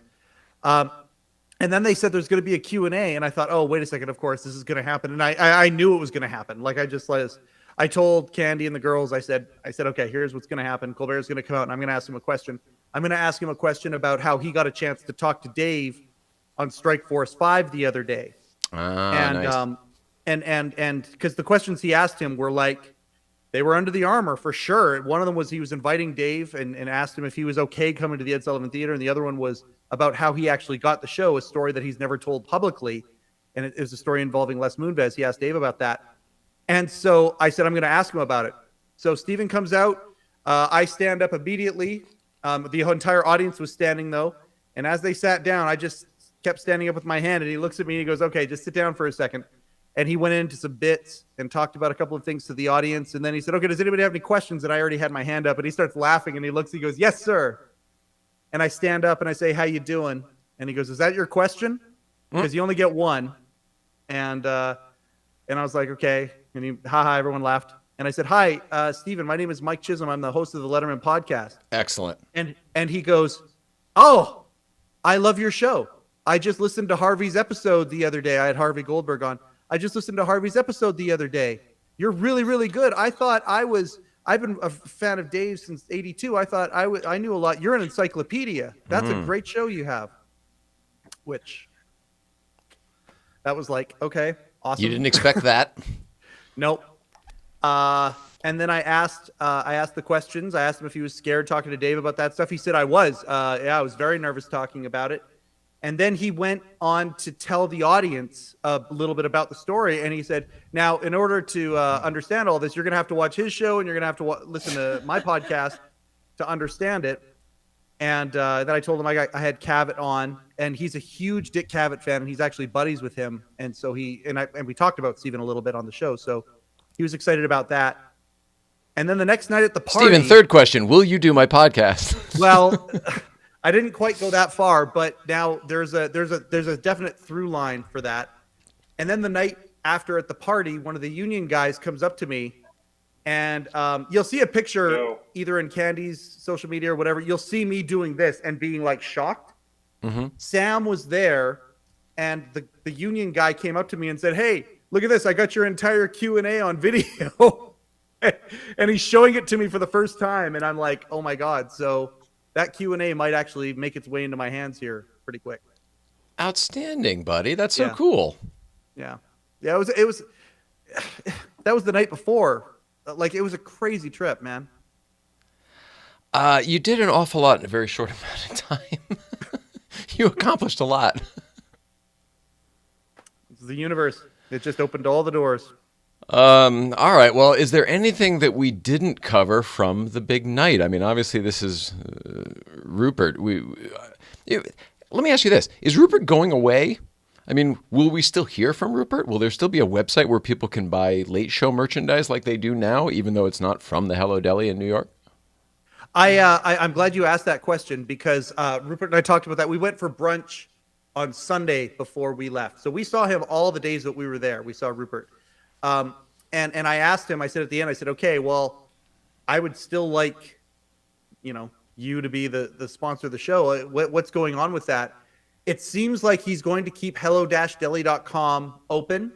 There's talk of maybe retooling the store a little bit and making it look a little more modern, but and the plan is the new owners, I don't know if I'm allowed to, they wanted to call it something and Rupert had to say no, but I think there's talk of there's keeping the Hello name there, and but he is going to continue to sell T-shirts and whatnot on his online store. So so we'll continue to plug that as much as we can. That's great. That's great news. Yeah. I mean, just for the sake of all of the, it's kind of, you were talking about all the staffers going back to the theater and like, oh, the theater's gone. The theater's kind of gone, and all the people are going away. If we can still get the T-shirts, it feels like somehow the entity is still around. There's a little piece left. It's probably just subconscious, but like... but it's visible. Yeah, all right. I'm with you. Yeah.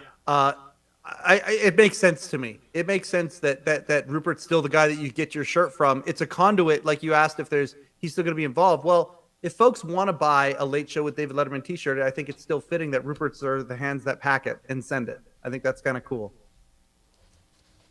Speaking of which, there it is. Hello-Deli.com, ladies and gentlemen. I used to show a hat here, but I started wearing it over hiatus, so it stays in the car now. Does it look like this? Yeah, look, Darren's got it. Oh, there we go. Beautiful, beautiful. Yeah, and the shirt you have there is pretty cool too. Yeah, I won like this. Did you really? Yeah. How? Yeah, they said they were going to do trivia and they were going to give away Hello-Deli T-shirts which was when I looked at my wife and I said, I am getting one of these shirts. I knew I was going to get one of the shirts. And the question was, there was one night where they used the Hello-Deli as the green room. And Johnny Cash, Willie Nelson, Waylon Jennings, and Chris Christopherson were all sitting in the deli. Yep. And I thought he was going to ask who was one other guest that was there, and I was prepared to jump in and say Mary Lou Henner. But he asked what was the name of the supergroup that these four men were in. I think I have it. Did you know it? The Highwaymen. Oh, shit, I had it wrong. I was going to say the Journeymen. Shit. Yeah, the Highwaymen. Right. No T-shirt for you. See, that's what happened. I never did win those damn contests. I couldn't get an internship. I had to go and get my own microphone, get my own education. So Walter says, "Oh, cool, Darin wins," and he threw it to me. And I know there were people there going, "Who the hell is Darin?" Oh, you mean you just won that the other day? It's brand new. I won that at the party. Yeah. Yeah. This hasn't even been washed yet. That's very, very cool. I thought, because you won in the old days, there was a top 10 contest on the website. And if everybody wrote in their little answer, they'd give you the topic and then everybody writes in their answers and whatever the heck. So you would win a mouse pad or a t-shirt, everything he showed you before. I entered that shit all the time. I was not funny and I never won dick. They won a bunch of times. And he won a what? His wife won a bunch? He won a bunch? Oh. Hilarious. Yeah. All right. Well, I don't know what to say other than I love Rupert G. I love you, Rupert. Nicole loves you, Rupert. We love you, Irene. We love you, May. We love the Hello-Deli. Yes. I love Lamp.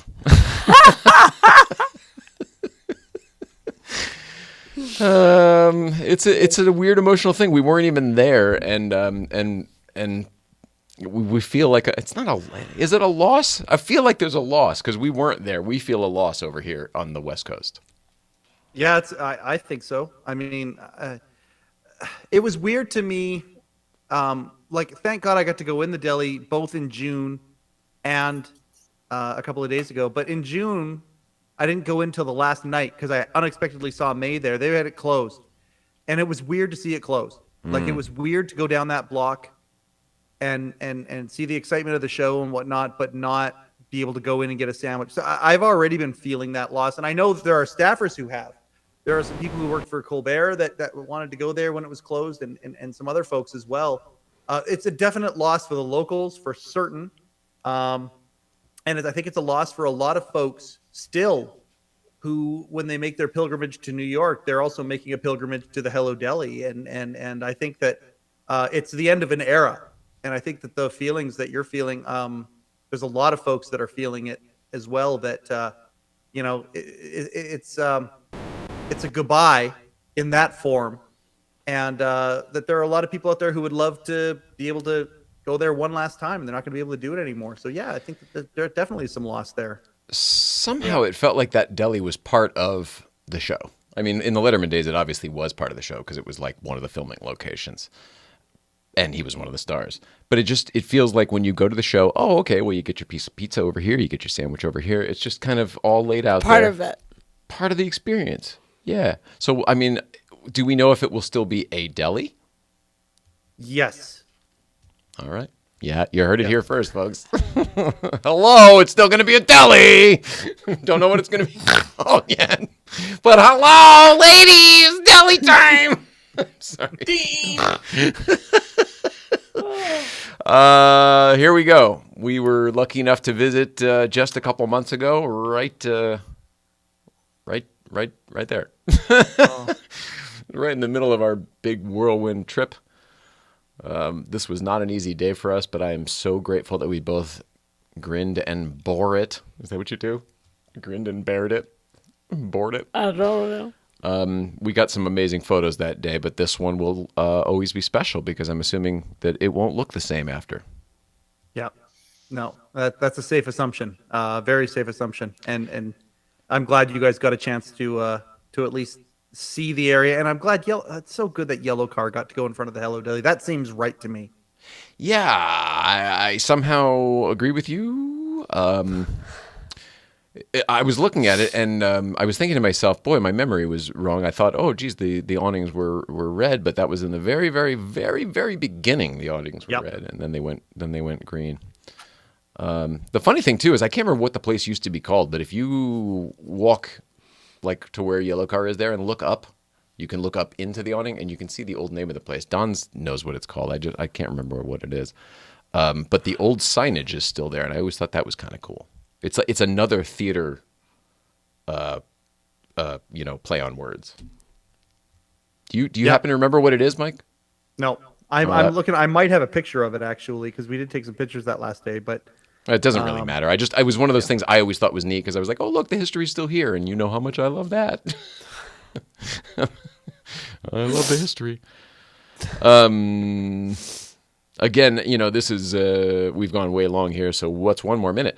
When I was a kid, I grew up with stories of my dad having gone to the Ed Sullivan Theater on Saturday nights to go watch the Jackie Gleason show get taped or filmed. So I heard about these places for years and years and years, way before they were relevant in my life. You know those stories that you hear over and over and over, and you don't give a shit about because they don't affect you in any way. I think that's one of the reasons this geographical location, the Ed Sullivan Theater, is so special to me, because it's generational. I really can't wait to see what comes into the Hello-Deli next. I hope that it's as institutional as the Hello-Deli was. The Hello-Deli became a landmark, and I don't think it's just because of the turkey sandwiches. It's or just because of Letterman. I think it was the appeal and the authenticity of Rupert G that we all fell in love with, personally. very, very well said. I agree. Yeah, very, very well said. He just like in late night when they would include members of the staff and members of the audience that made us, the viewing audience, feel like we were a part of the show. Mm-hmm. When they went to CBS and they made Late Show and they made it really, really big, the inclusion of Rupert, a place that in the Hello-Deli, a place that you could go outside of when you saw the show, a place that you could go and still have a Letterman experience, even if you didn't get into the studio. It continued and it evolved the idea of the broken fourth wall and the audience being able to be a part of it. And there is no better person than Rupert, the kind man that he is, who was so amazing and welcomed everybody in there as a conduit. I said in my speech, there was never a better sidekick for Late Show than the Hello-Deli, and that was certainly the case. Oh, I love that. Yeah, what's wild is since the party, and I posted all my pictures of what happened, I've had two friends, coincidentally both named Chris, who met Rupert. They weren't able to get to the show, but they stopped by and saw Rupert, and they were happy with that. It's like, well, we wanted to see Dave, but at least we got to see Rupert. You're totally right about that. It felt like a consolation prize, but the truth is it's way better than it would have been to meet Dave, because you get time with Rupert. He talks to you. It's way better than, whatever you would have gotten from the big guy, the big man. And, I was glad when I met and talked to him at the party. And I said, Rupert, honestly, when I was there in 96, he was the nicest person in New York. Of all the people we talked to, all the places we went, Rupert was the nicest person in New York. And it's genuine. And you had a mullet from Cincinnati. I lived in Tennessee at the time. Oh, Tennessee at the time, of course. There we were out front showing our loyalty. I have two messages right there. Don says, I think sandwich shop, but he has to find the photo. And then he says to ask Jay if all is forgiven. With me? That's I assume so. God, if it was me, Don, yes, all is forgiven. But I assume it's... people don't know what we're talking about here. There was a misunderstanding between us and Don Giller when we were out on our little road trip over here, okay? Not a big deal. Not a big deal. Nothing needs to be forgiven as far as I'm concerned. All right. I didn't mean I didn't mean to not have the camera on me when I said that. I wasn't. I meant it. I meant simply push the wrong button. I still mean it. Yeah, this was neat. It was neat to be there. I can't imagine what it was like, the electricity for you guys. So I'm really glad you were both there representing both the Letterman podcast and the Irritable Dad Syndrome podcast. What? There it is. By the way, it was not just sandwich shop. It was something that was theater. It was a theater double entendre, just like Hello-Deli is. Because if you didn't know, Hello-Deli is a take on Hello Dolly, a very popular Broadway musical. And the song that Paul Schaefer sang was to the tune of Hello Dolly. Oh, okay. So I saw Matt Roberts posted the lyrics, or somebody posted Matt Roberts' lyrics. Probably Mike, I'm guessing, or somebody. Maybe it was Don I think, Giller. actually, Okay. yeah. So somebody posted those lyrics. So Matt Robert wrote lyrics, and then Paul performed it in front of everybody. Is that what happened? Yeah. Oh, that's cool. Ta-da! I stepped all over it when you were plugging Darin's podcast. I stepped all over it accidentally. I was talking. So the Irritable Dad Syndrome Podcast is a phenomenal show.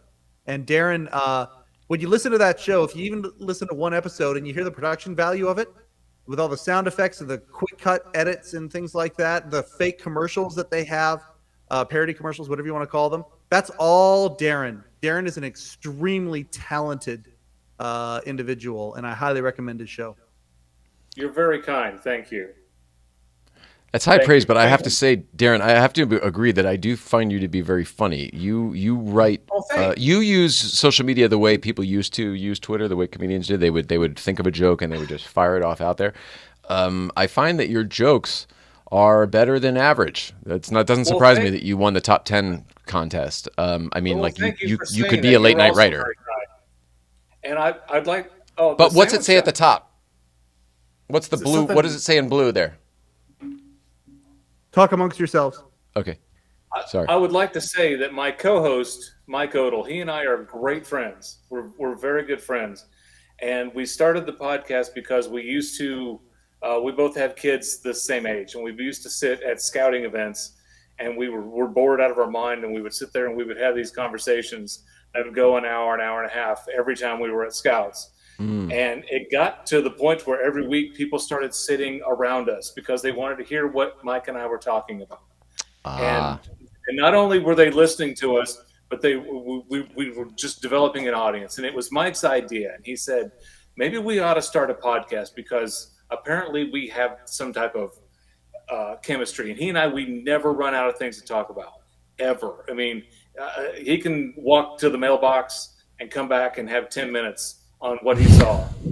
And I can do the same thing with the grocery store. And we have so much fun. We've done the podcast for 3 years now.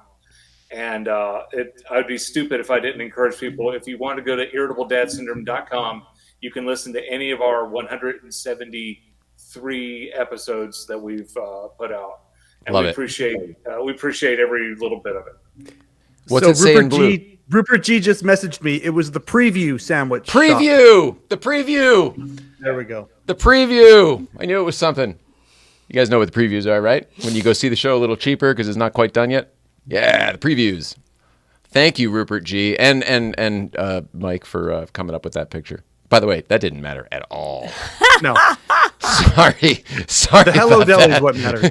So, if you were to peek under the dress of this Hello-Deli here, just peek under the skirt, it would be the preview sandwich shop from yesterday yore. Oh my Under the God. dress. Okay. I have turned into my father, my grandfather, and every other old man in my family.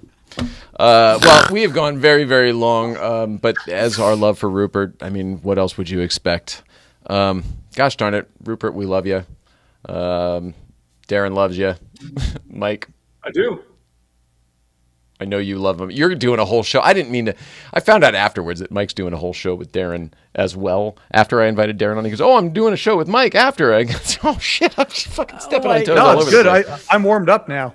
All right, good. I'm stepping on toes I all feel over the like place. I feel like I finally made it. I've made it on the play set. Well, you've been welcome for a long time. We just haven't really figured out like where to put you. Like, I wish you would come out to LA sometime and you could just sit there, you know? Next time I'm in LA, I'll come out. The only time I've been to LA, I was at the airport. Oh, I see. It doesn't happen that often. Well, they have No. flights from Cincinnati, I think. They do. We have an airport that's in Kentucky. Explain that. But okay. I can't. I can't do it. Yeah. Ohio has an airport that's in Kentucky? Cincinnati, Ohio, our airport's in Kentucky, and from where we live, you drive through. You can take the bypass, and you can go through Indiana. Is that the David Letterman bypass? The David Letterman bypass brings you right into Indiana? Dave Letterman bypass. You know, and every time I've got a buddy who lives in Indianapolis, and every time I go visit him, I hop on the Dave, and I make it over to my buddy Don's house. Do the loop, right? The loop? Exactly. Let's see. All right, Darin Cox, how do people follow you? You can look me up on Facebook. I'm Darin M. Cox. You can also look me up on the Twitter. Darin Cox. Ooh, You. You. amazing gypsy. You can look me up on Now we're Twitter. going to I'm Carson and we're doing Art Fern. No, I mean, try to follow this one. Friends and neighbors, come on. The amazing gypsy. I'm on Twitter at Darin Loves Bacon, but nobody likes me on Twitter. Nobody. You know what? I was talking to Barbara Gaines at the party. Barbara Gaines follows me on Twitter. Oh my gosh. I said, you don't know me, but you follow me on Twitter. And she goes, oh, my son, and I love your handle. So there you go. See? It's good And stuff. you can listen to more stories of mine if you go to irritabledadsyndrome.com. And that's on all the podcast platforms, right? Everywhere you get your podcasts. What about And on YouTube. Oh, see, that was the question. So you do a video version as well? We Whoopsie daisy. we record our show, and people who are patrons can watch us record the show. And some of those videos we keep, but the video portion of it ends up getting cut down significantly and then turned into the audio podcast. Because you're doing editing and stuff like that. Exactly. Our main squeeze is the audio podcast. All right, so squeeze away, everybody. Go to your podcast platform and squeeze the shit out of every Irritable Dad Syndrome podcast you can get your hands on. Dear God, please squeeze me. Also go to irritabledadsyndrome.com and get one of these mugs. That's a good-looking mug. You got a good-looking logo. I like everything about what you do. I really like your style. Keep it up. My buddy Jeff Brown designed that logo. Thank you. I appreciate you saying that. Shout out to Jeff Brown. Mike Chisholm in the Letterman podcast, my friend. What's going on with you? What do you have this week? How do people follow you? Before we get to that, Rupert and Irene just wanted to once again reiterate how much they love you, and Rupert really wants a pic. He said needs a pic of the Porsche in front of the deli. He needs that picture, so please send. I have a bunch. I will send him. Okay. I will send them to him. Thank you, Rupert. I will send them to you. This week, I think, is going to be the lovely Candace Chisholm.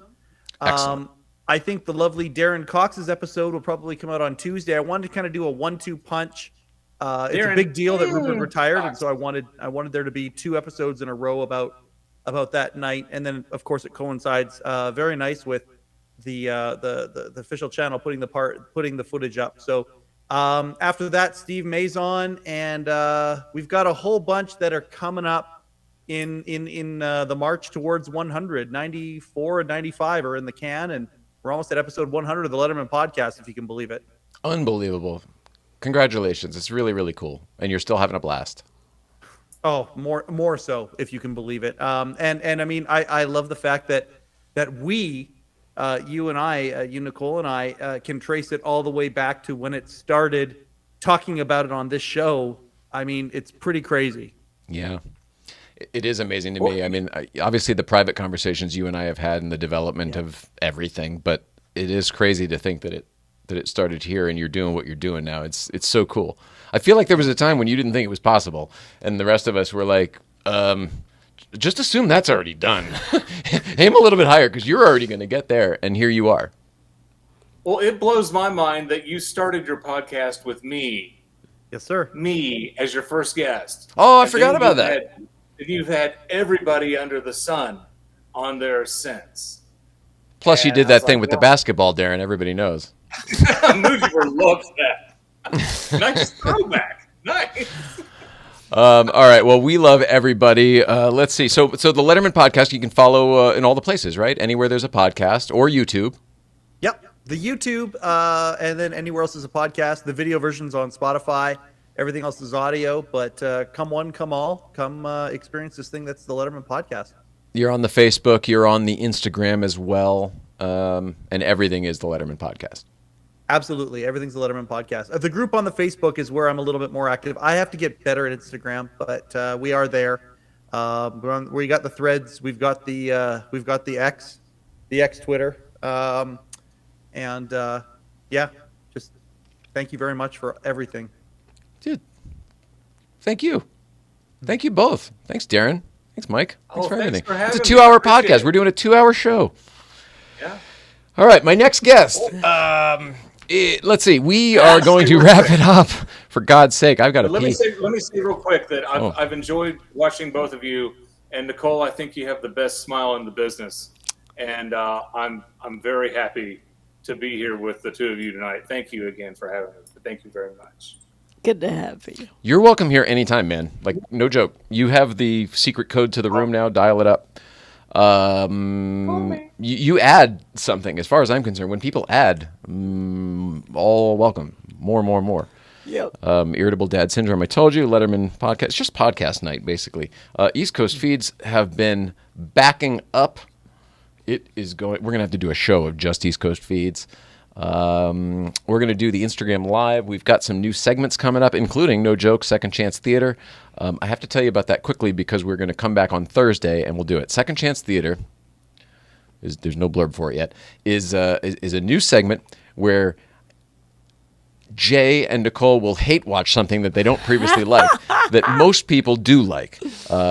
Sometimes when we do our What You Watching Lately segment, movies come up that are very popular among society, and I do not like them at all.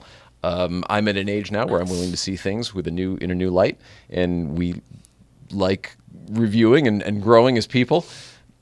So we are going to we are going to give a second chance to The Birdcage.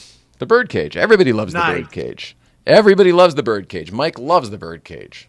I love The Birdcage. Yep, I know. Everybody does. America and the world love The Birdcage. I was never a fan. We've talked about it before. My reasons probably aren't even warranted or justified. We're going to find out. So we'll be back on Thursday to talk about the movie The Birdcage. Not in depth, but just, did I like it? What do we think?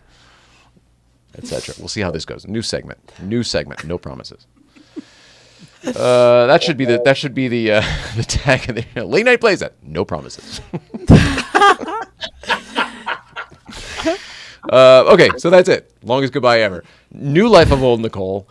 Porsche Life 111. Someday all of this stuff will make sense. There's a new show coming out. We'll tell you more about it on Thursday. There's a lot of other announcements. Sasha, SoCal Cars, will be here on Thursday to talk about her new car show. It's a big one, and how you can be involved. I think there may be some spots left, but it's a charity car show that we will be involved in. This weekend, we'll be at the Galpin Car Show on Sunday, and Thursday is SoCal Cars. Yeah, I told you. All right, that's what's going on. Tomorrow we might go up to Newcomb's. What do you think? Awesome. All right. You guys, I can't thank you enough for being here again. Third time, thank you. I love you both. We love you so much. Yeah. Have a great night, everybody. We love you at home. Please love one another. We'll see you back on Thursday with Sasha, SoCal Cars.